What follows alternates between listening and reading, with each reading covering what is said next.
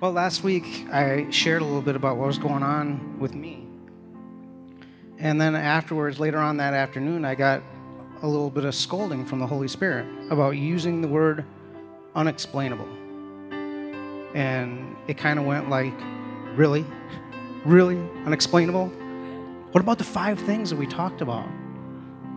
And the things that he had gone through with me, the 5 things that I needed to work on were my relationship with God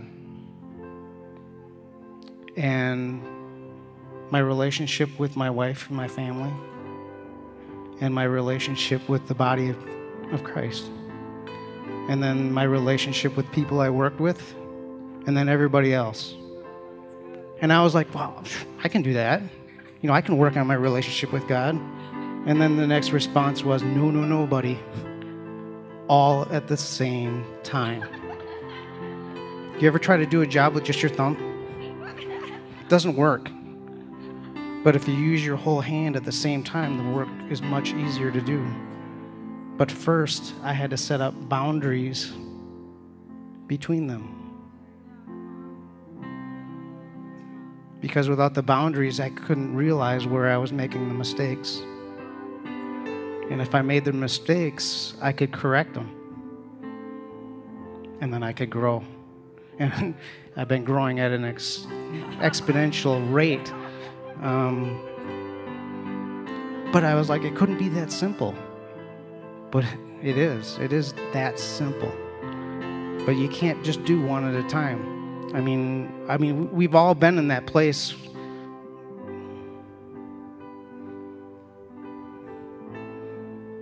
with God where we want more. We ask for more. We beg for more.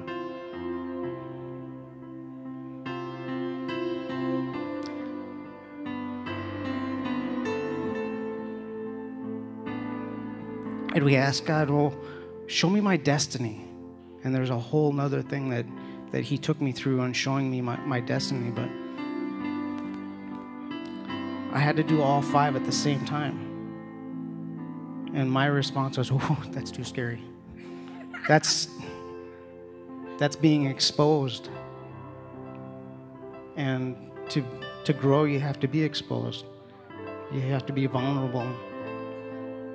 And then he showed me this picture last Sunday of Cam Newton. I don't know if you all know who Cam Newton is, but whenever he scored a touchdown, he always went like this. And I kept seeing that over and over, him scoring a touchdown. I don't even like Cam Newton, but that just came up. It's being exposed. It's being vulnerable. And that's where growth comes from. He showed me this whole other exercise about my destiny. Hopefully I can share that with you guys, because every single one of us has our own specific destiny. And trust me, it is not what you think it is. Because your heart's desire and your destiny are 2 different things.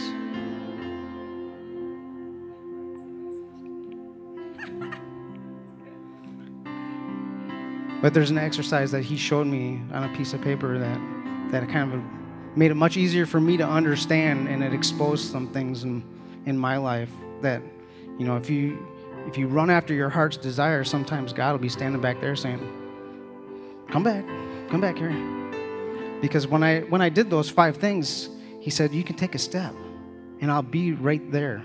That's where the peace came from. That wasn't unexplainable. That's where the peace came from.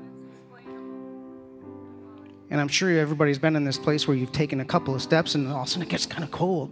It's because he's standing back there. And my 2 angels were standing back there also.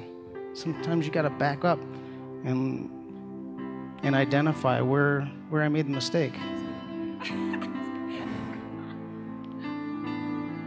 But this has just been an incredible ride for me. It's kind of like a roller coaster. We all love, most of us love roller coasters. But there's that excitement right before the top, and then there's a whoo at the very end.